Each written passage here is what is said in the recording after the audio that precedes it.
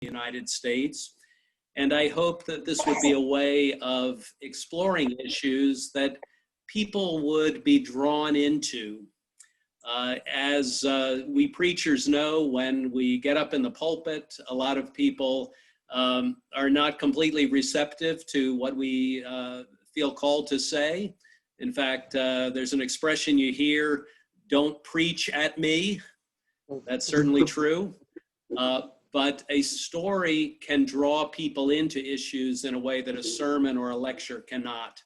And I'm not the first to discover this. Jesus was an amazing storyteller. Jewish rabbis have a long tradition of storytelling as a teaching tool. And so this was my attempt to use a story to explore some issues very close to my heart. So I look forward to being with you in discussion about this. I have a PowerPoint that will help you to understand some of the inspirations for the book. As you can see, the PowerPoint can see some of the pictures related to the book. And then I do want to have some time for questions and answers, time for us to discuss the book together. I'll try not to share any spoilers. I realize that not everybody has had a chance to read the whole book. It is a murder mystery, so there's some secrets that should not be revealed. And so I'll try to be careful about that. If you have started the book, you know it is the story of a pastor named Harley Camden, a Methodist minister who experiences a horrible personal tragedy. He loses his wife and his daughter in a European terrorist attack. Spiraling downward in grief and anger, he becomes ineffective as a pastor in the large church he's serving. And so his bishop moves him to the town of Occoquan, a river town in Virginia outside Washington, D.C. And that's a place that his bishop hopes he will heal and recover. So with that introduction, let me share with you some of the inspirations for the book. There are three. First, the town of Occoquan, which is a real town in Virginia. The second, Fairfax Presbyterian, the church that I have served since the year 2000. And third, the city of Sepphoris. So first, the town of Occoquan. It is a river town of about 1,000 people, a small town in the DC area. It's about 30 minutes south of Washington, DC. And the name of the town is an Indian word, which means at the end of the water.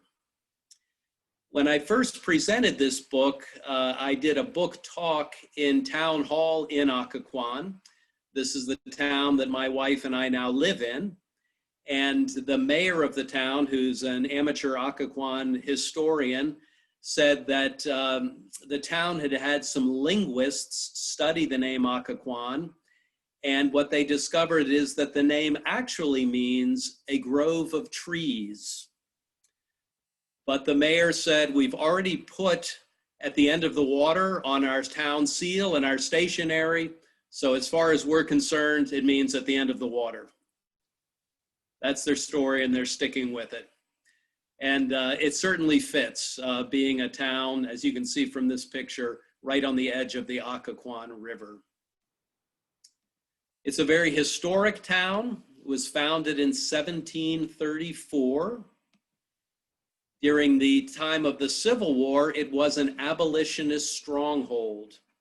In the year 1860, Abraham Lincoln was the Republican candidate for president. Virginia was about to secede from the Union, and Occoquan, of course, was part of the state of Virginia in Prince William County. And Occoquan, being an abolitionist stronghold, was somewhat out of step with the rest of its Virginia neighbors. And so Abraham Lincoln received only 55 votes from all of Prince William County. They all came from the town of Occoquan. So Occoquan is not a town that is afraid to stand up and do the right thing, even in times of conflict. Today, it is a racially and culturally diverse little town. You can see Muslim women in headscarves walking down the street, right along with Latino immigrants, African-American men and women, as well as whites of different backgrounds. The second inspiration for the book is the church I serve, Fairfax Presbyterian. You can see from this picture of the sanctuary that our signature verse from the book of the prophet Isaiah is, "My house shall be a house of prayer for all peoples."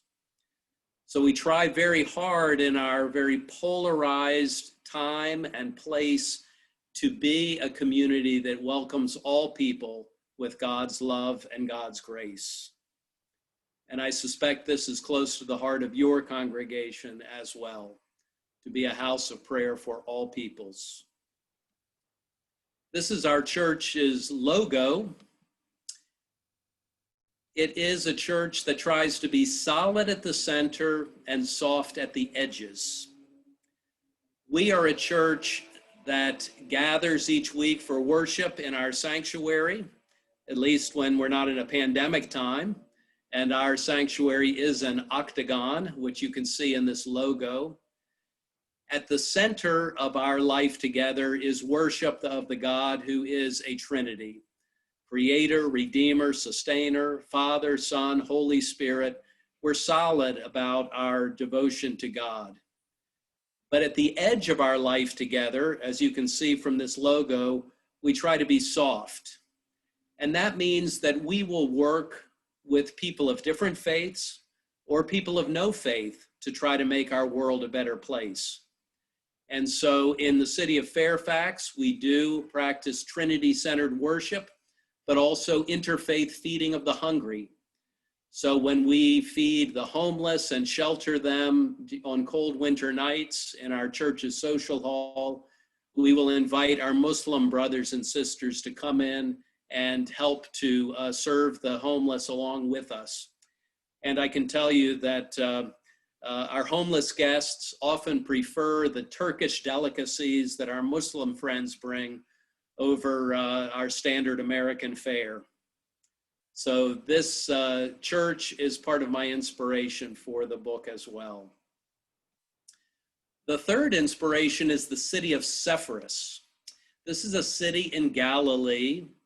It's just a short distance from Nazareth, but in spite of the fact that it's so close to the hometown of Jesus, it is never mentioned in the Gospels.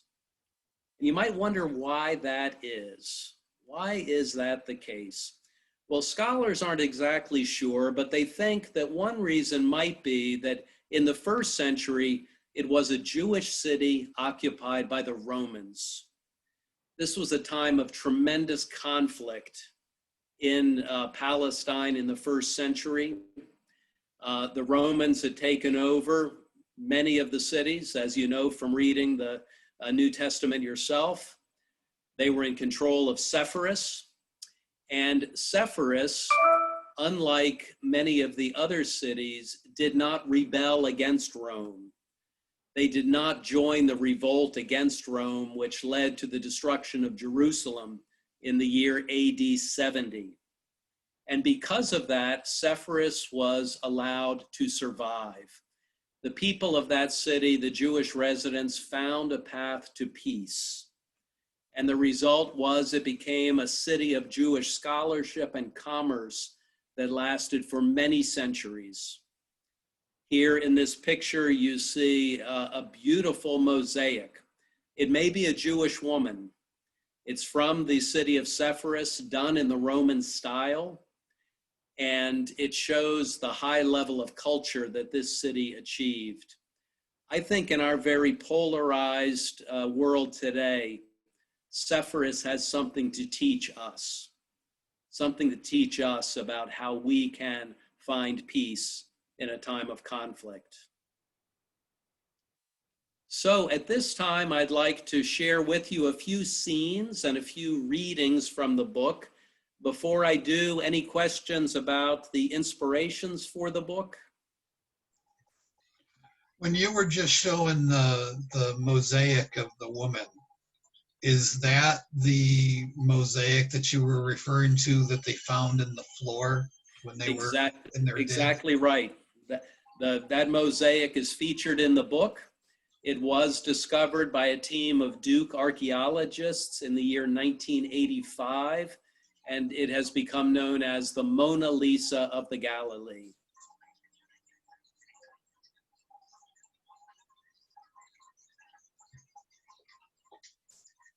Well, let me share with you a few scenes from the book. This is Riverside Methodist Church.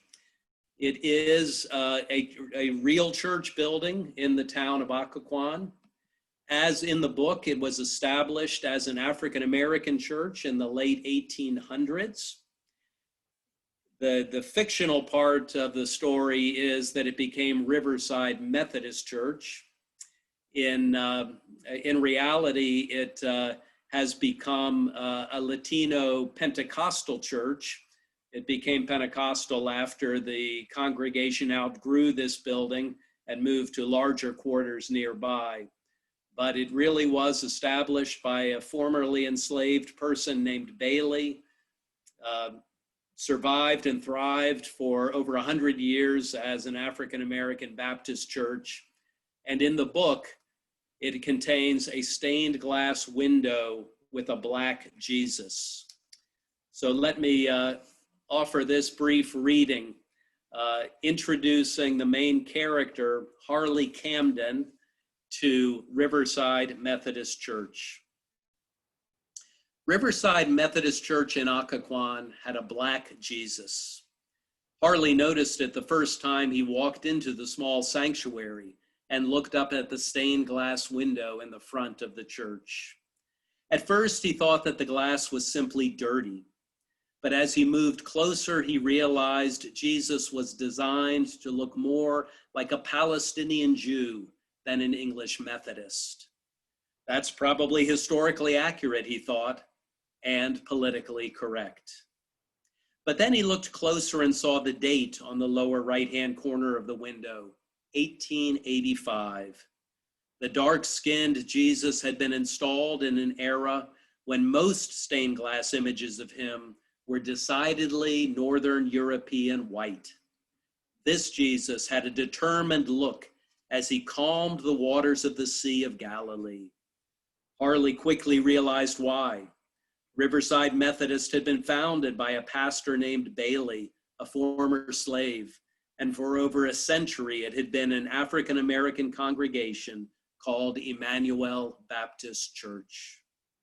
Harley visited the church on his first trip to Occoquan, a small town perched on the southern shore of the Occoquan River.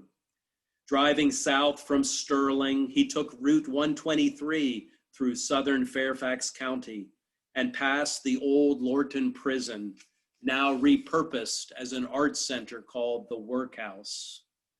The bishop said that she wasn't sending me to prison, he mused as he drove past, but look, there it is. A steep hill, heavily forested on both sides, dropped from the art center to the Occoquan River. Harley was surprised by the simple beauty of the concrete bridge sweeping across the water into Prince William County, presenting drivers with a panoramic view of the town of Occoquan to the west.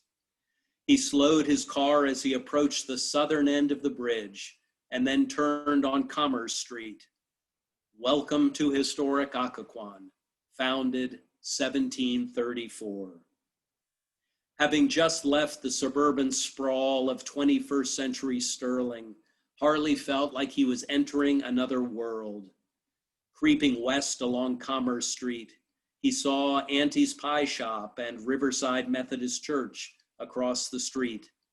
He turned on Washington Street and eased his car into the parking lot of the church. Looking around, he saw the river, bridge, townhouses, and several blocks of shops and restaurants. He could explore the entire town by foot in less than an hour. The bishop had told him that Occoquan was an Indian word meaning at the end of the water. More like at the end of my career, he thought. Looking around the old building and imagining the small congregation that would gather there, he realized that the church was going to be a lot of work. And this realization made him feel frustrated that he had been demoted at the very peak of his career. When he opened the door to his office, which was located next to the pulpit, he was shocked and disappointed. The office was hardly bigger than a broom closet, and the desk had a typewriter on it. Yes, a typewriter in 2017. But Harley was not the only one suffering. That night, Nora Bayati, the daughter of the Iraqi baker in town, was smothered in her bed. So this begins the story and sets up the murder mystery that is at the heart of the book. But it continues to develop and other threats emerge. And I want to introduce you now to another scene from the book, The Rocks of Occoquan. These rocks really do stand across the river from the town. They are 300 million years old. You can imagine they've been the witness to many divisions over the history of this area. And they are rocks that are now covered with graffiti. So Harley takes a run on the 4th of July soon after coming to the town and makes a discovery that upsets him every bit as much as the killing of Nora Bayati. So let me share this passage with you. Occoquan's rocks were old. On both sides of the river, ancient formations rose above the water and gave silent testimony to the region's history. They formed about 300 million years ago when the North American and African land masses plowed into each other and created a supercontinent called Pangaea.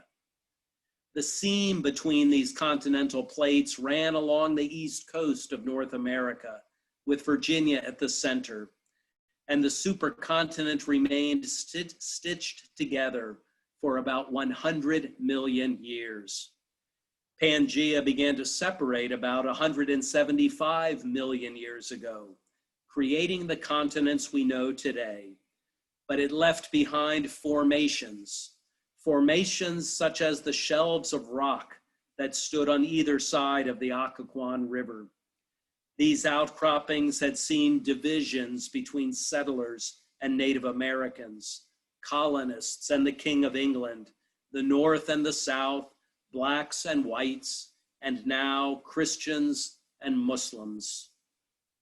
Harley saw evidence of this particular division when he was taking a short run on the 4th of July along a 1-mile loop from his townhouse to the River Mill Park, across the pedestrian bridge on the western end of town, through the woods on the other side of the river, and then back to town across the Route 123 bridge on the eastern edge of Occoquan.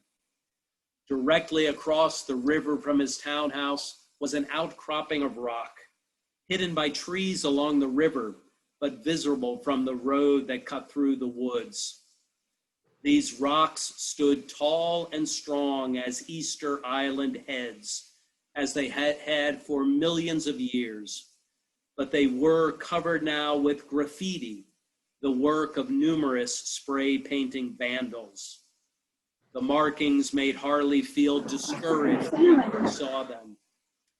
But on his morning run, he spotted a new one that spotted him in his tracks and made him shiver.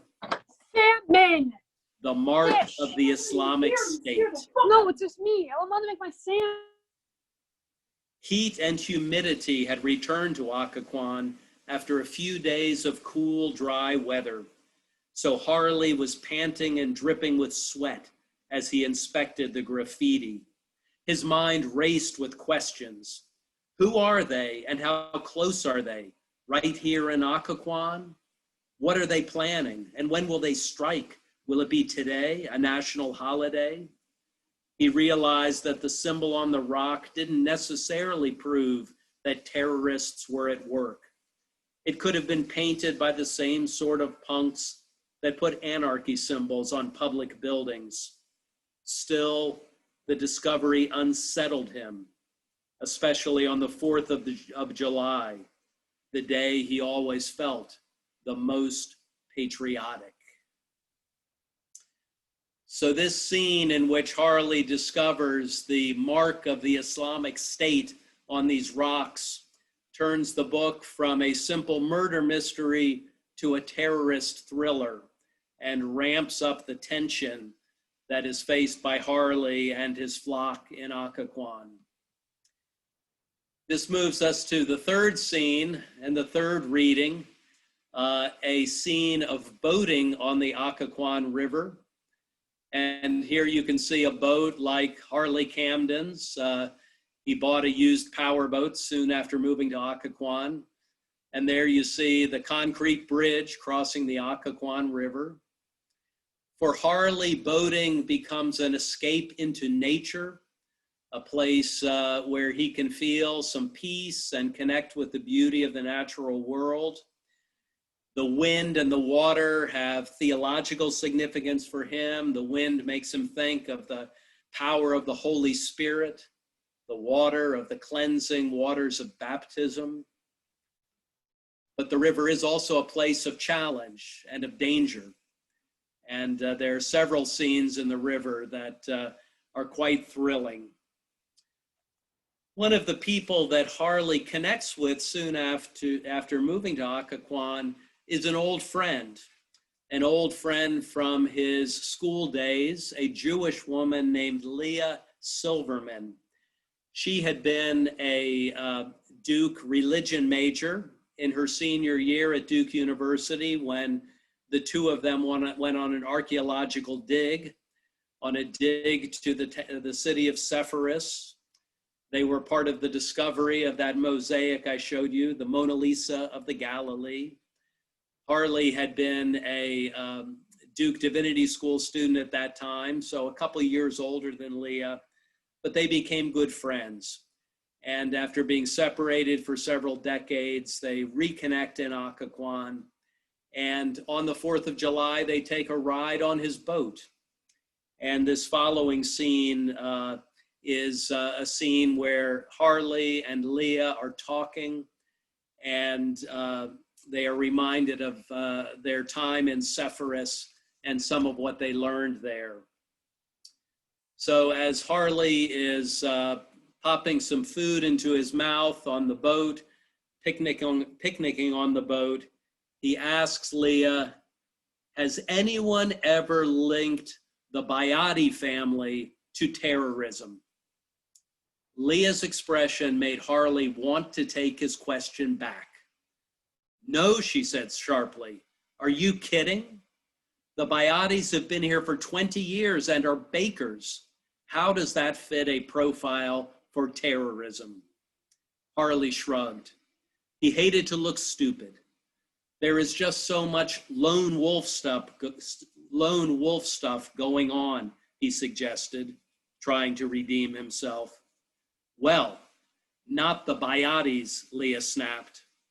Harley, you have got to understand. We Jews have suffered so much from guilt by association. You know the history, centuries of being called Christ killers, Hitler blaming us for Germany's loss in the First World War. Anytime I see Muslims like the Bjerkes being associated with terrorism just because they are Muslim, I have to defend them. Holocausts come out of that kind of suspicion. Harley knew she was right, but he couldn't shake the fear that had grabbed him when he saw the graffiti on the rocks. And he wondered, how can she know for a fact that they are innocent people? Harley, you remember what our professor taught us about Sepphoris, don't you? You've got a role to play in making Occoquan just such a place. If we can't figure out how to live and work together like the people of Sepphoris, we have got no hope for the future. Any peace on earth has got to start in places like this. Harley sipped his beer and looked out at the deep green leaves on the trees on the shoreline. Where was the sweet companionship that they had enjoyed just a few nights before? His rage was returning. Leah was really getting under his skin. Peace on earth? Who is she kidding? How can she be so naive? Karen and Jessica, my daughter, my wife, believed in peace, and look what happened to them. Harley, you need to be a bridge, she said, just like that bridge over the river. As a pastor, you have the challenge of making connections, bringing people together.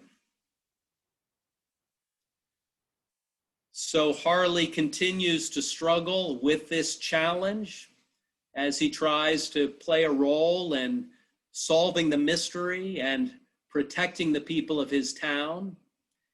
And some of the people that help him with that are the owners of a jewelry shop and a home in Occoquan. This is a real jewelry shop in the town of Occoquan with an apartment for the owners up above.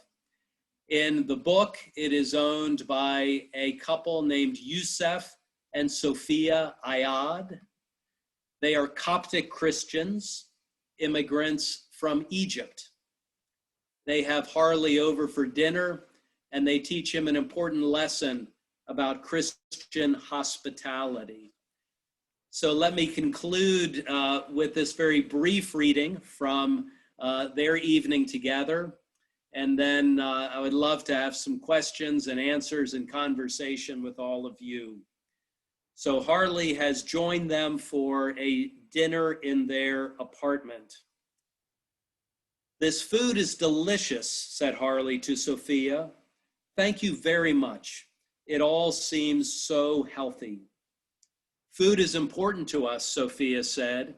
Think of the many times that Jesus sat down to eat with people, even tax collectors and sinners. Christian hospitality is very important to Yusef and to me. I do appreciate it, Harley added. Think of how much better the world would be if people actually sat down and ate with each other. No doubt about it, agreed Yusef. The Bayatis have become some of our closest friends here in Occoquan, largely because we have shared so many meals. Back in Egypt, Christians and Muslims are getting together less and less, which has caused the animosity and violence to increase. Did you hear about the attack last December in Cairo? No, I missed that, admitted Harley. A suicide bomber attacked St. Mark's Coptic Orthodox Cathedral, more than a year-old girl. It was horrible, Sophia said, shaking her head. The worst attack on Coptic Christians in years. The Islamic State claimed responsibility. How did the Copts respond? Asked Harley. With increased security, of course, said Yusef, but also with prayer. Prayers for the victims and for their attackers. Harley was impressed that the Coptic community could respond with prayer for such evildoers. Thinking back over the past year, he hadn't said a single prayer for the terrorists who killed his wife and daughter. And yet he knew that Jesus commanded his followers to pray for the people who persecuted them. So this brings us to the end of the readings I wanted to share with you. And at this point, I'm open to questions about the town of Occoquan, about Fairfax Presbyterian, about the city of Sepphoris, about Riverside Methodist, about Harley Camden, or of course, about Henry Brinton. And so I'll stop sharing so that we can all see each other. And I look forward to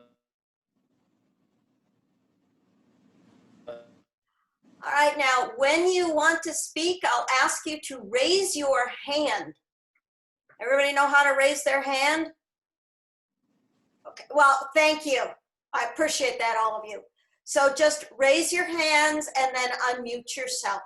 If your picture isn't up, then just unmute and start shouting. We'll let you in.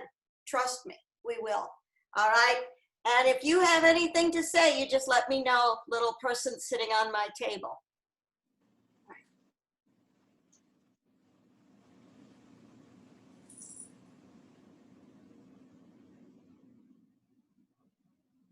Okay, am I muted?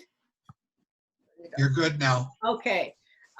Pastor Brinton, how did you come up with the device of dreams that you use quite a bit in the book? Did you guys hear me? Yes. Okay, where is he? We did, but I think we lost him. Uh-oh. Oh, no. Oh, here he comes. Oh, hi, Tom. Hi, Dorothy. lost you there, but I'm back. Ask your question again, Sue. All right, Yes. the question is, how did you come up with the device of dreams that you used throughout the book? There are so many dreams in the Bible that end up having significance. Think of the dreams of Joseph in the Old Testament, the dreams of Joseph, the father of Jesus, receiving a message from an angel. There's something about dreams that I think put us on the border between this world and the world of imagination, the world of spirituality, the world in which God may speak to us. I also just enjoyed using dreams as a way of creating some tension in the story about what is real and what is not. Some chapters begin with a dream, and you don't know that they're a dream until the chapter is developed a bit. And so there's a way in which dreams can engage readers and get readers wondering about what is real and what is not. Yeah, it did. Thank you.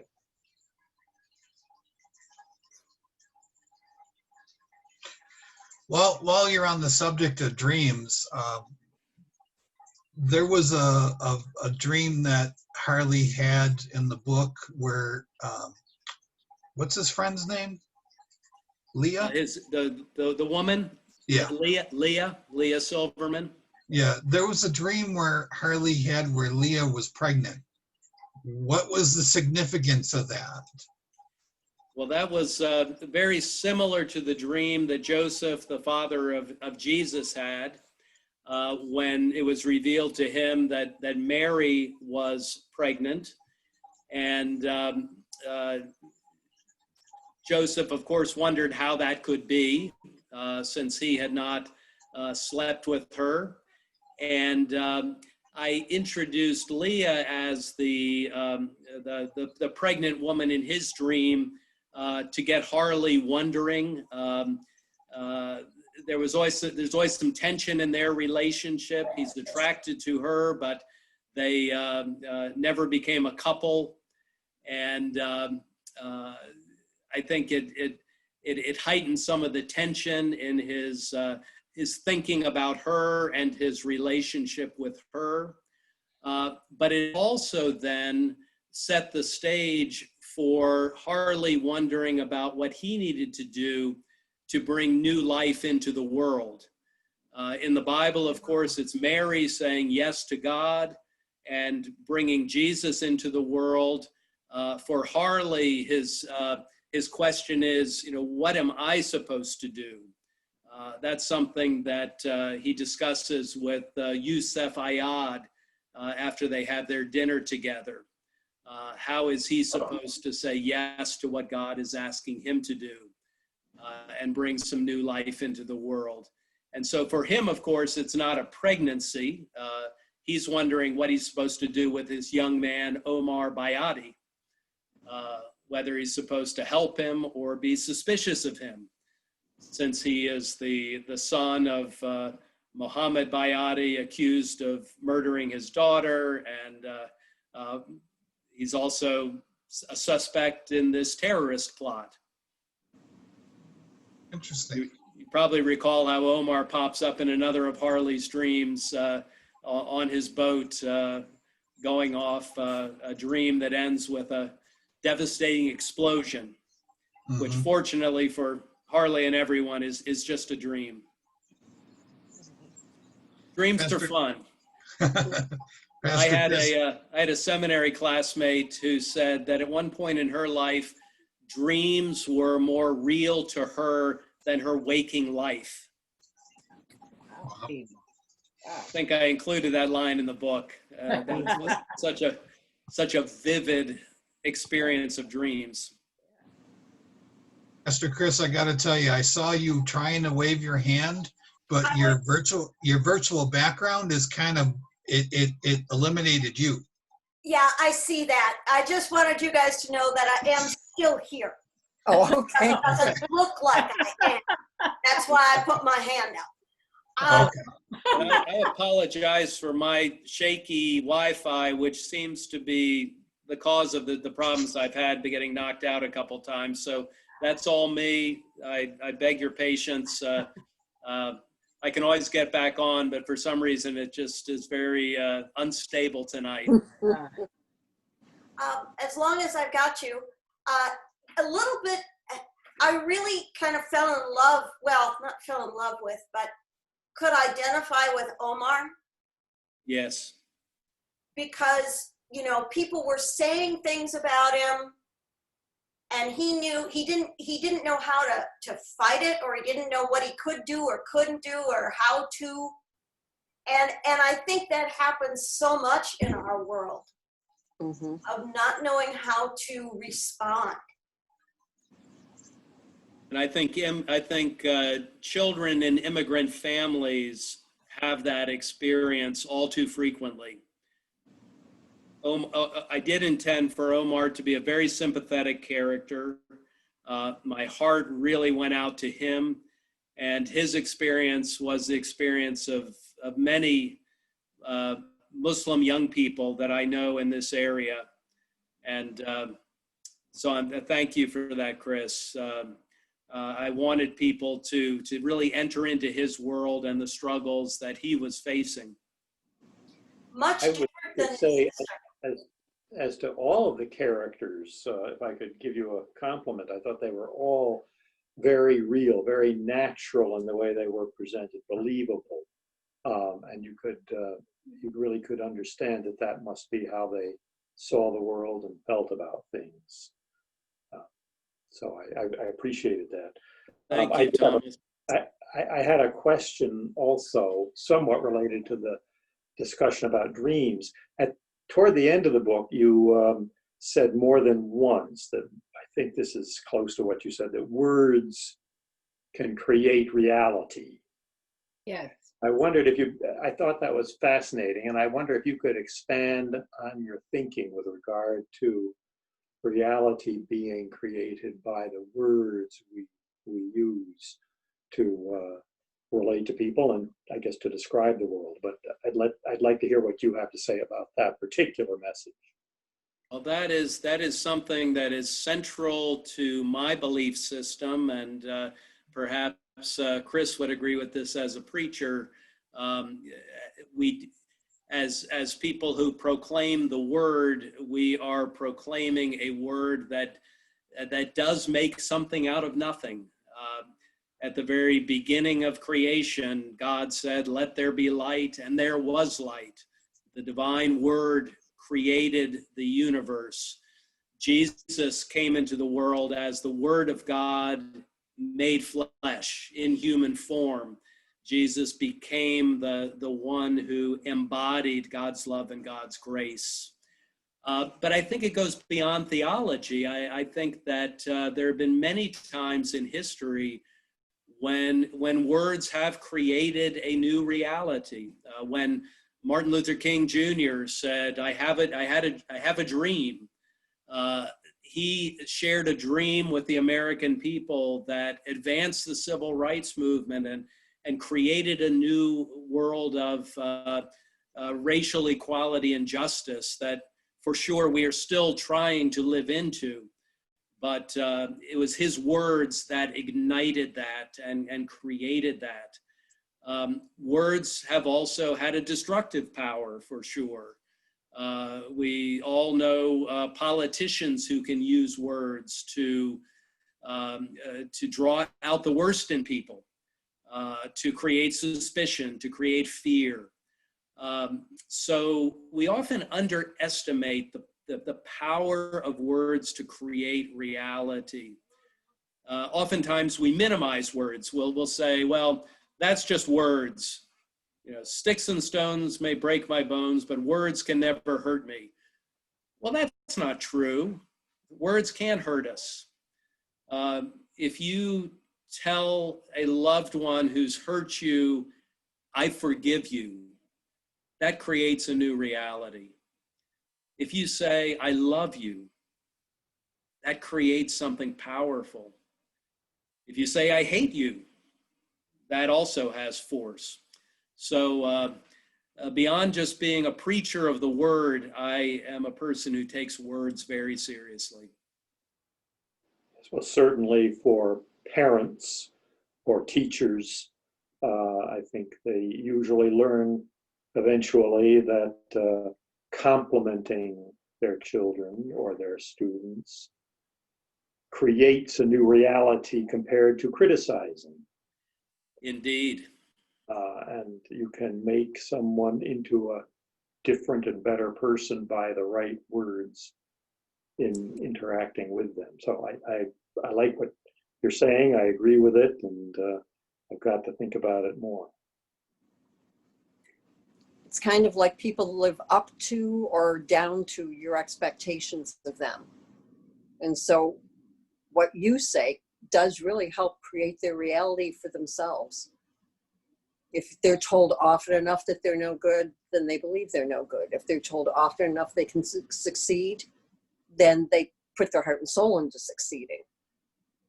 So yeah, that's very, very powerful. You're right, Christina. Absolutely. And if you look at an adult who is really struggling, very often they are people who were harshly criticized or were diminished or insulted or called names by their parents in childhood. So the way children are spoken to has a lasting effect. Absolutely.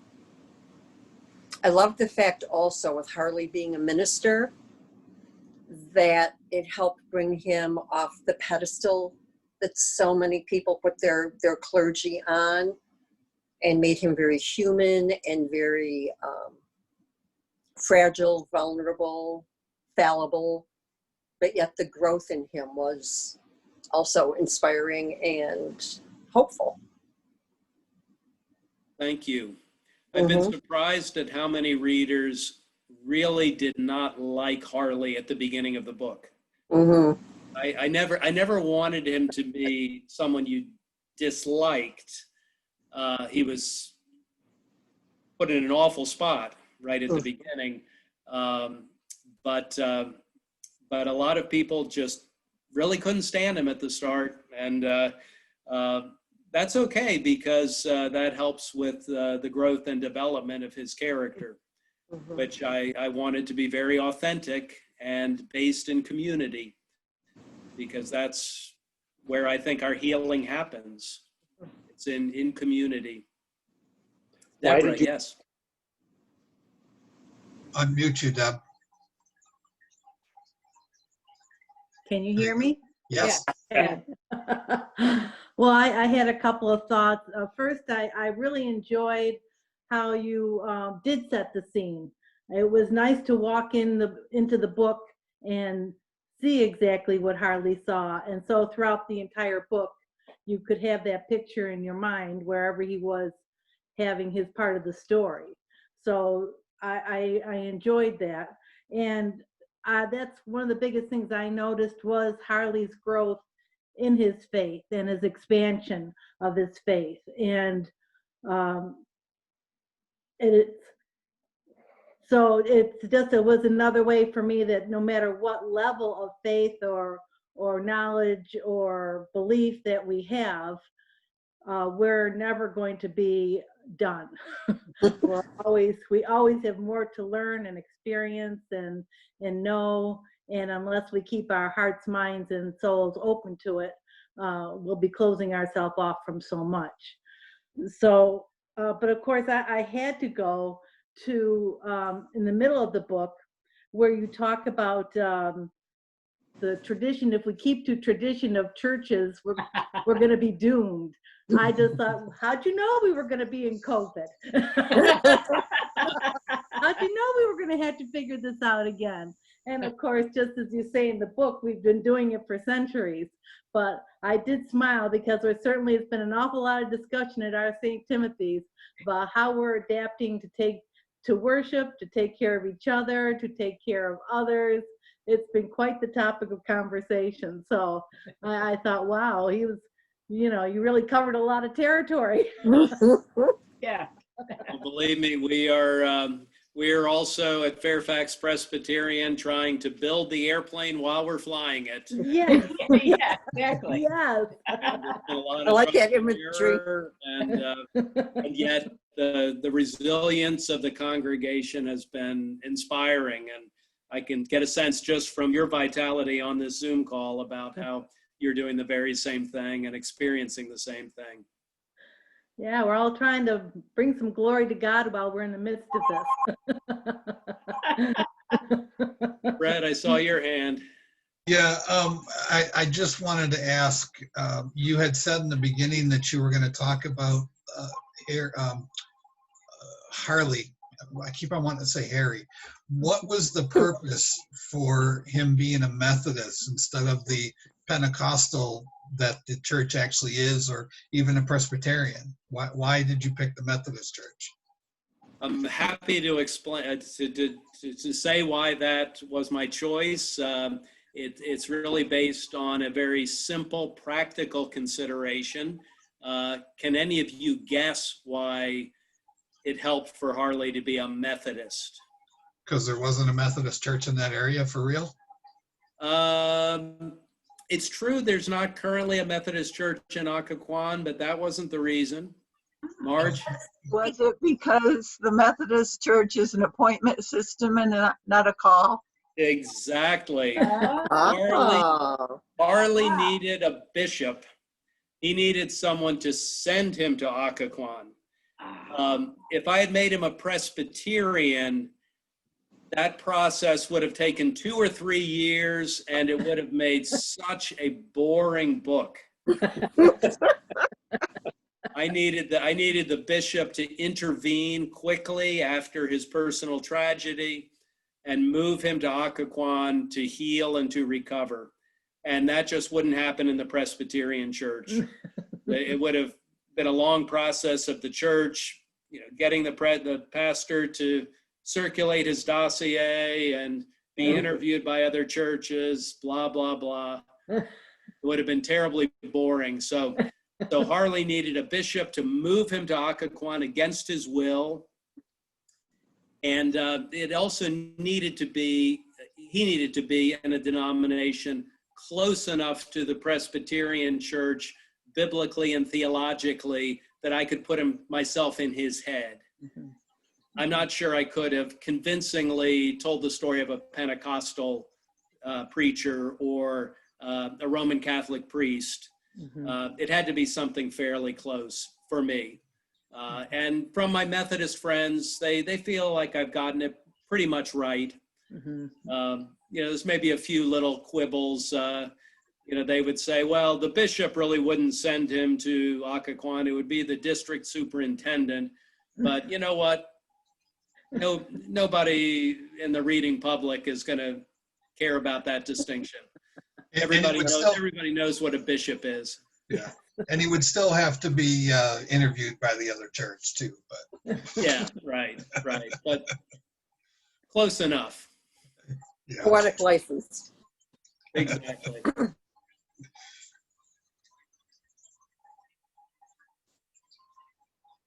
Well, Thomas was thanking me earlier for the well-rounded characters, the fleshed out characters. That's something I worked hard on and really cared a lot about. I didn't want there to be any cardboard characters in the book.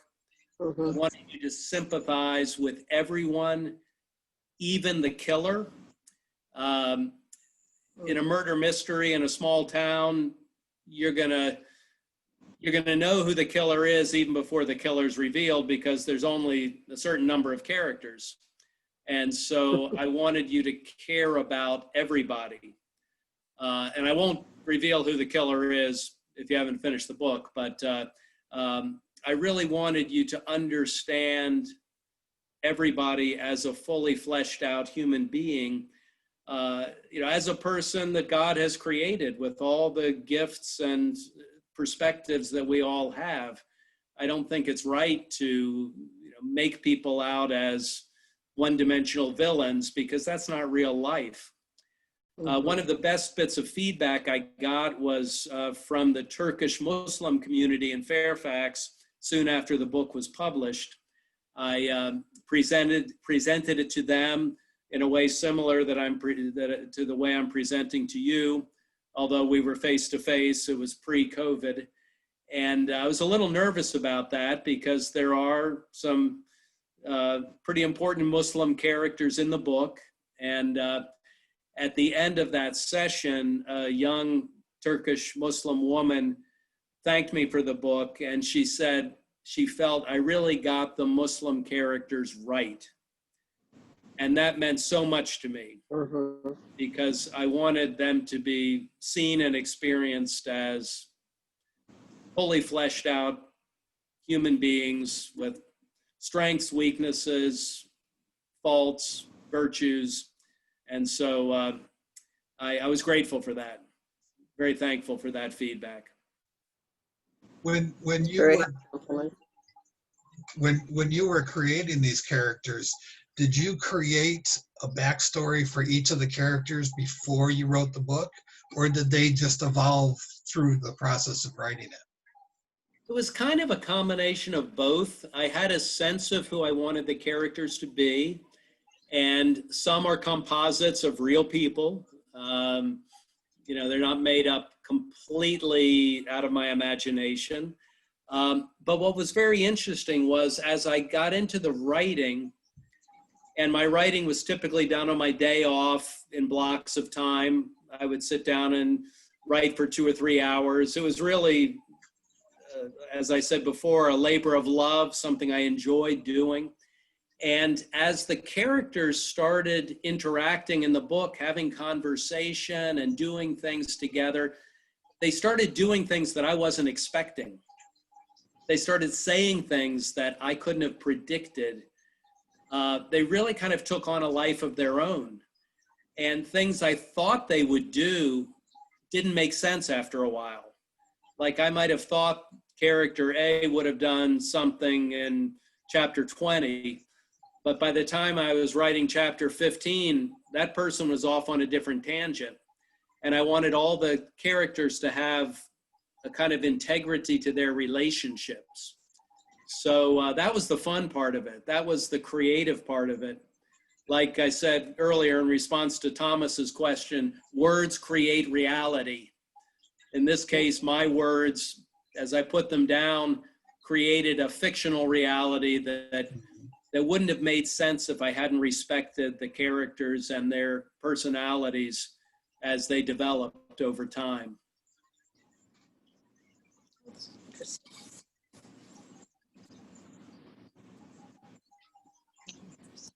One part that I really loved in this book, this is the invisible person in the sanctuary of the church. Yes. Oh, Ooh, a ghost. Very. One of the things I really loved was when he preached the sermon at the church, And then I finished the book like 3 weeks ago, so hang with me. But he preached the sermon and he said what needed to be said. And I believe he didn't have it written down. And they walked to the bakery. Mhm. Yes. And for One of my me, favorite scenes. I mean, that really was just, and then when the Muslim, I think a bike came in or somebody came in, there was a perceived threat. Mm-hmm. And he stood in the street and the woman, I don't remember what woman she was. I don't remember if she was the yarn woman. Was she the yarn woman? Yeah. Doris. Doris. Yeah. Doris, When Doris, the yarn woman, stood there next to him. I mean, that was just, I mean, I think I won't say all of us, but me, I mean, there are times when you just wish you had that courage to stand up for somebody else in the middle of the road, if need be. And that was just such a powerful, doesn't freak everybody out, does it, that the church is talking without. Well, no, you keep coming up as this sort of black amorphous shape, which is a little creepy, but Yeah. Oh, let me. thank you, Chris, for that. There you are. Now There you are. Thank you. I'm back. No, that also is one of my favorite scenes. And while I've never had that experience as a pastor, it's something I imagine that my congregation in their finest moments and in my finest moment would do. So it was a pleasure to imagine that scene.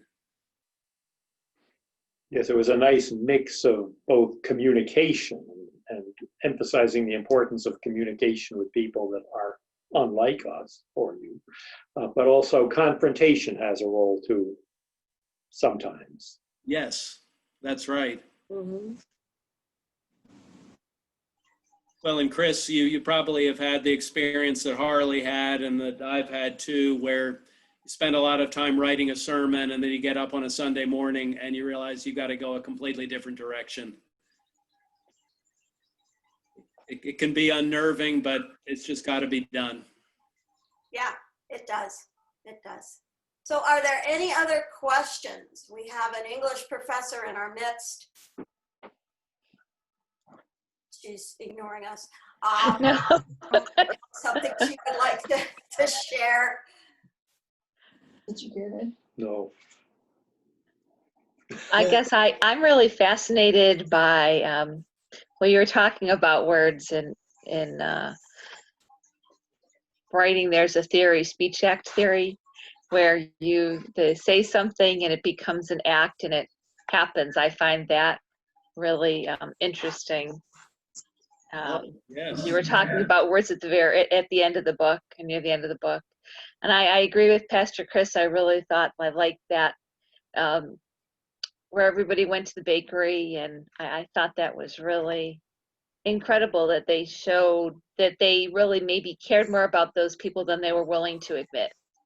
So I thought that was really good. I enjoyed the book. I read it pretty quick. I think we started it, a couple days ago, and I finished it about 5:30 tonight. Oh, so I had to share. Well, I wanted it to be a quick read. I wanted it to be a page turner. It was. I wrote it for people who read like I read, which is 15 minutes every night before I go to sleep. In terms of pleasure reading, I mean, of course, I have to read for my work, as do a lot of people, but I didn't want super long chapters. I wanted you to read for 15 minutes, turn off the light if you're ready to go to sleep, but be engaged enough that you can't wait for that next chapter to see what happens. So, Which you did at the end of every chapter. That last sentence was like, all right, can't put the book down. Felt like I felt a little like Brown, Dan Brown. Dan. When I read Da Vinci Code, the Da Vinci Code. Okay. Like you just, like, oh, you get to like, oh, only gonna read to the end of the chapter. No. Great. So, That was certainly was my goal. So thank you for that. Do you have any sequels in the works? I actually do.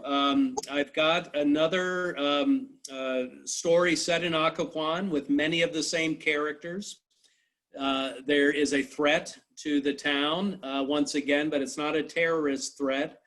In the sequel, there is an environmental threat. And you can imagine being a riverfront community where, you know, on that very sensitive edge between the land and the water. And so it's a fragile ecosystem. So the first draft of that book has been finished. My publisher might be interested in publishing it, but he wants me to sell more copies of City of Peace first. So thank you for helping with that. It's a business proposition for him. He's not in the business of helping me. He's in the business of selling books. So I hope that City of Peace and its readership will inspire him to take a chance on the sequel. One thing you could all help me with, this helps more than you would imagine. You can do what Pastor Chris did and put a short review on Amazon.com or on Goodreads or any other online book group that you're part of. It makes a huge difference in the way the book is marketed.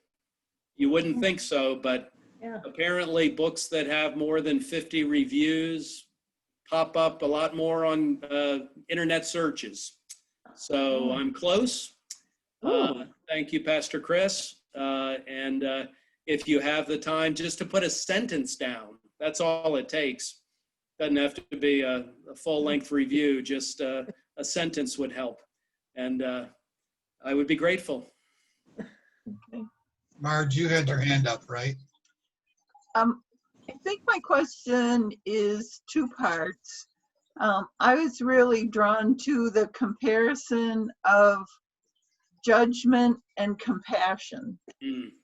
And when we were little kids, my mom would say often, I think, when talking about something bad that had happened, or if we saw a homeless person, and she would say, "There but for the grace of God go I," which never made sense to me when I was little, because I understood that grace was for everyone.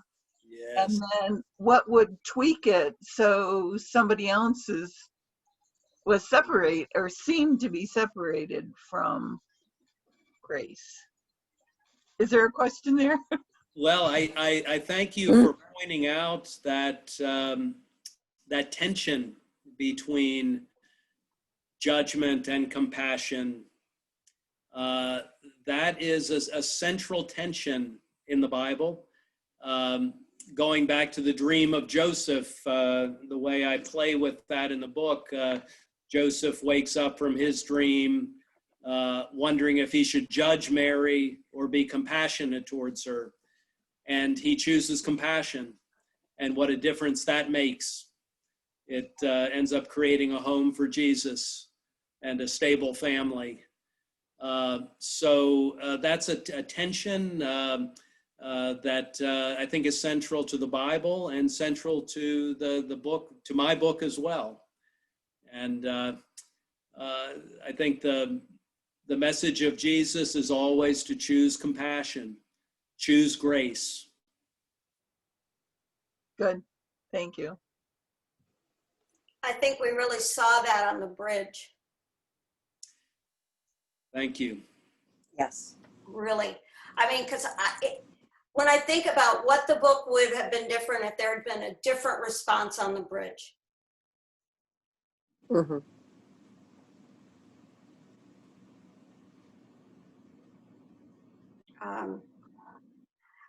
You know, and again, has everyone in this group read the book? Yes. Yeah. Yes. Yes. So no, so spoilers could be allowed. Yeah. I Do we think allow so. spoilers, Joan? She You read read it. it. Yes, good enough. Okay. Mhm. And I know Bonnie has read it too, so I can just read you, Bonnie. Okay, you told me before church. Okay. So yes, spoilers are welcome. We've all read it. And just so you know, Pastor Chris tried to get me to tell her who the killer was, and I wouldn't tell her, even when she guessed right. Well, I figured that there would be plenty of people who would identify Dirk as the killer, but I didn't want anyone to know why he was the killer. Mm-hmm. I figured all of that out on chapter 19, but Okay. At least I held you in suspense till then. Pretty good. I've heard it said that for a book to have a good ending, the book has to be both surprising and inevitable. mhm. Okay. Ah, If it's totally surprising, then it doesn't make sense. Like, where'd that come from? If it's inevitable, then it's boring. You could see it coming from a mile off. But a good ending is both surprising and inevitable. You realize when you get there, yeah, that's how it had to happen. But So I hope loved it. I was able to do both. I mhm. loved it at the end when Dirk had the opportunity to bring life to another. Mm. Yeah. I- I can honestly say that I figured it out on chapter 19, but the ending was still a surprise. I mean, Omar could have gone such a different direction if somehow Dirk had committed suicide. Mm-hmm. Even after Dirk did the right thing, Omar could have done something totally different. Mhm. And And just, that kept us in suspense for a while too. Mhm. you know, Look like just- Joan has her hand up. Yeah, is I Joan think trying to so. say something? She's muted though. We You're can't hear her. muted. she'll unmute. She's in Atlanta, I think. Where is Charleston. she? Charles? Yep. Okay, sorry. Joan, are you You gonna unmute? You don't know how? Look at the top. Look at the top. Look at your sister. Press the microphone. Up here. See up The here. microphone. You see the microphone? You have to touch the screen to produce the microphone. Let me ask to unmute and see if it'll ask her. Unmute. Oh, there we go. Oh, There you there you go. go. Okay. My husband showed me. Okay. Yeah, I kind of thought that someone was going to get killed, like perhaps Harley, to make like this big, I mean, things looking for this big, something bad's going to happen. And I'm glad everything worked out. But I was thinking there's got to be like a really bad twist. And then the community's going to come together at the funeral. And, so it all surprised me. It really did. And I liked that. So it ended up less jarring than you might have thought. Yeah, and I'm glad. It had I'm really glad. had a softer ending. Mhm. And you're right. There's certainly a lot of books and television shows and movies that just have these very disturbing twists. And Mhm. I'm not saying that those are always inappropriate, but I wanted to create a world that had some drama in it, but that you could actually imagine yourself being part of. Mhm. And I think that it's been a good book for people who are not part of congregations, because they can see the inner workings of a congregation maybe for the first time. One of my reviewers said that he really wasn't a religious person, but he felt that the book was a window on a world that he would not be able to see any other way. Oh, wow. That's a good thing. And so I hope that the window on congregational life is one that shows a picture that we can all be proud of. Not that the congregation is full of perfect people, by no means, but That's right. you know, again, as I said before, it's a book that does express the power of community to heal and help people. Communication, community, yeah. I like the way that he was able to talk to everyone. He did take the time, the pastor did take the time to talk to various people when they wanted to talk. He made time, whether he had the time or not. And I think that's really important for anyone, any of us, that think about a person maybe we need to call, you know, listen to your intuition. And I think that's what Harley was doing quite a bit. Has his intuition, but then he is free to hear, to really hear what other people are saying. And that's a good conversation. Well, and that really is one of the learnings at the end of the book, just how the failure to communicate caused so much of the destruction earlier in the book. The failure of Dirk and his son Matt to communicate. The failure of Nora and her father Mohammed to communicate. The failure of Omar's classmates to communicate with him and vice versa. And terrible things do happen when people don't communicate. Dark versus light. When things are kept in the dark. That's right. That's right. I just found it a very hopeful book because hopefully none of us will ever find the depths of despair that Harley was in, and yet he still was able to find his way out and find peace and find compassion. So I think for me, it just made me feel like no matter how dark things get, you still have to believe, you have to trust, you have to hope, and then work towards that and heal. And I found that very inspirational. Thank you. I think piggybacking on Tina's is, I think when we start focusing on other people, it helps us, because he was not focusing on himself and his own grief and despair, but then helping other people and caring about them, which I think comes through in the dreams also. You know, who am I supposed to be caring about? Who's supposed to be the son? Oh, Omar, you know. So.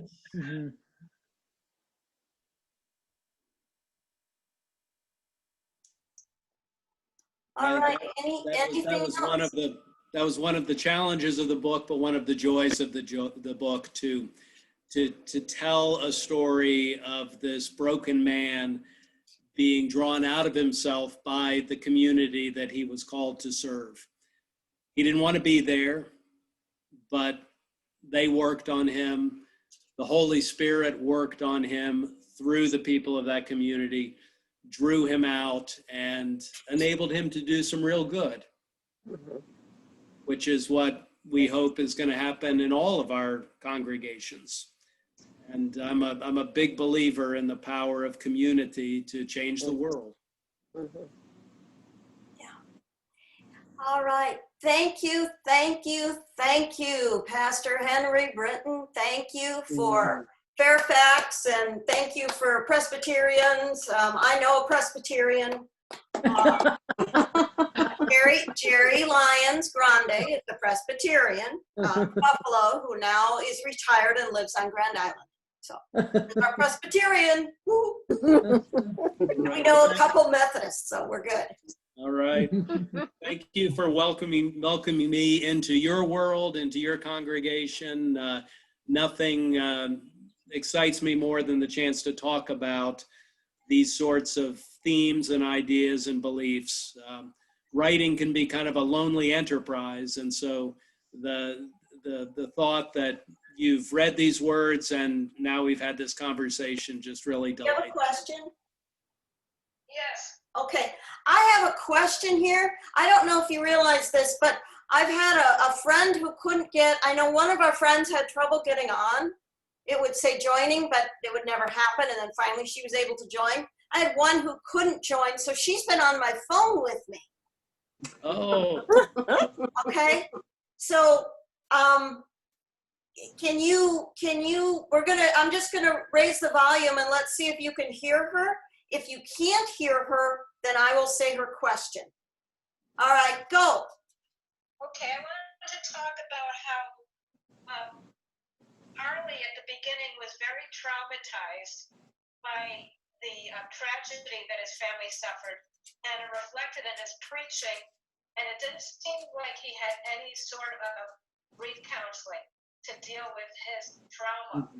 But from the end of the story, Harley had worked out his own trauma in his own way, and he had come back to his faith, and it really shone through his preaching, which changed from the beginning, because in the beginning he sounded very vindictive and angry.